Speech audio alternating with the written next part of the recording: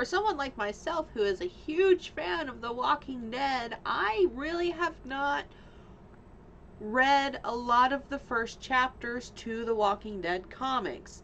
I will admit, I watched the series on TV and I kind of fell out of love with it until Negan showed up. I lost interest after season like 4 because it was just a lot of back and forth.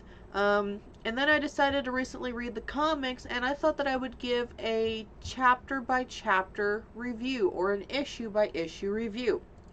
So that's what we're going to do in today's video. Hi, my name is Nikki from Nerdosity. If you guys happen to like this type of content, make sure you guys hit that subscribe button that's listed down below so that you guys can continue to watch this type of content. We do a wide variety of different content on the channel, so just look around and see what you might find. So anyway, in issue 1, Rick gets shot, as he does in the TV series. There's going to be a lot of comparisons from what I can recall from the series, from the TV series, and from the comics. But it's going to be mainly a review on the chapter by chapter of the comics. So Rick gets shot and he wakes up in the hospital. When he wakes up in the hospital, there is nobody around. There is a lot of emptiness in the hospital. He goes up to the doors that have like a broom shoved in between them. After he wakes up from his coma, he gets his clothes on, he walks out into the hallway, finds that nobody's there, and then he goes up to a door that's got like a broom handle or something wedged between it. This is the door that says "Dead Inside" on the show, however it does not say that in the comics. Therefore, he opens up the door and floods of zombies come piling out, trying to get him, trying to attack him. He is in fact attacked, but he is able to fight them off. He manages to escape out of the hospital. He sees a lot of mass destruction as he's escaping the hospital. Once he gets out and is headed home, he comes across a zombie that's on the ground and he's just mortified. Instead of interacting with it, he picks up the bike that was right next to it, rides it home. Comes to find out that nobody's home. His wife, Lori, and his son, Carl, are nowhere to be found. Of course, we don't know their names at this point in time, but due to the fact that we do know them later on in the series, obviously, we're going to give them their names. But at this point in time, we do not know what his son and wife's name are. So he searches the house for his family. He doesn't find his family, and then he comes back outside and is basically immediately attacked by a man and his son named Morgan and Dwayne Jones. When they figure out that he's not a zombie because the boy hits Rick on the back of the head with a giant shovel thinking that he is a zombie, Morgan's quickly like, no, Dwayne, he's not a zombie, and they take him back to their house, or the place that they're staying at, I guess I should say, because it's not their house, they don't own it. They're just squatting there during the apocalypse. So they take Rick back to their place, and Rick explains that, hey, I don't know what happened, I've been in a coma, and Dwayne's like, oh, well, the zombie apocalypse kind of happened, but they don't call it the zombie apocalypse, they're just like, everybody went crazy, the news went out, we haven't had contact from anybody, everybody, the authorities wanted everybody to go to the big cities because they would be able to protect everybody better.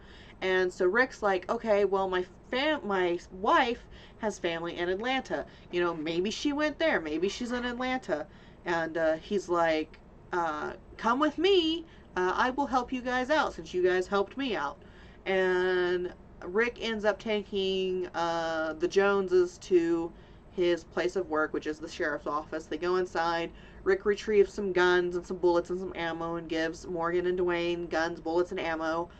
And then he goes back into the back room and dons on his police uniform, his thought being that if he's going to Atlanta, it'll be easier to get information and be able to find his family faster if he's dressed up as his profession, which is a police officer, because police officers, are known to serve and protect, as Rick himself says as he's helping out the Joneses.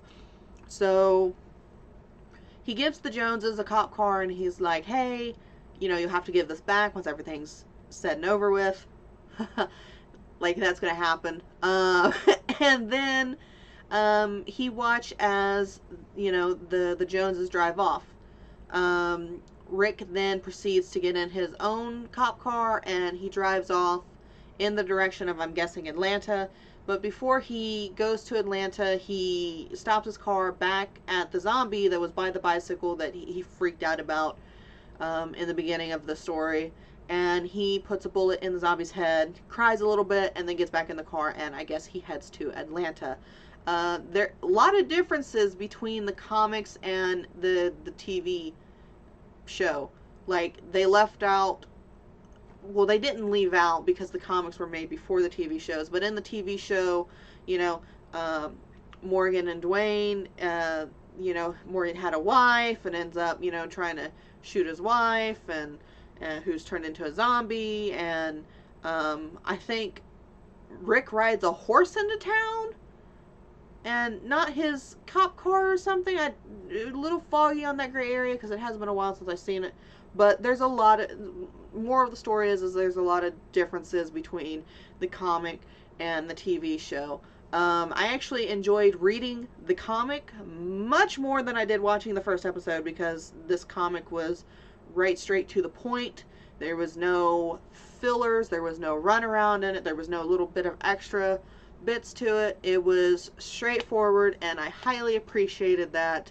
Not saying that The Walking Dead did bad on their TV series whatsoever, but it definitely would have been a fine episode had what happened in the comics happened exactly in the episode, but it didn't happen that way. So, if you guys want to see the next chapter, let me know in the comments section down below.